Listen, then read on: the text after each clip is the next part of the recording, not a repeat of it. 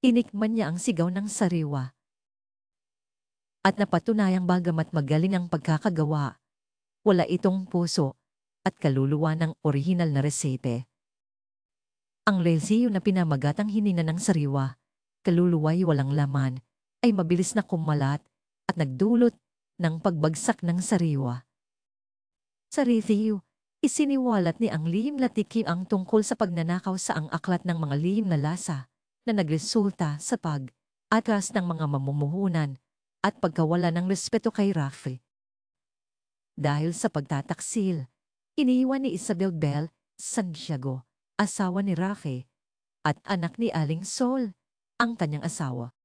Dahil sa pagtataksil, iniwan ni Isabel Bell Santiago, asawa ni Rafi at anak ni Aling Sol, ang kanyang asawa. Dito na rin inamin ni Aling Sol kay Bell na siya si ang lihim na tiki. Sa huli, nagbukas sina Aling Sol at Bell ng sarili nilang maliit na kainan, ang kusina ni Sol, sa kanilang lumang bahay sa Maynila.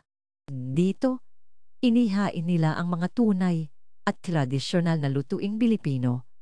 Sa isang huling post, isiniwalat ni Aling Sol sa publiko ang kanyang pagkakakilanlan.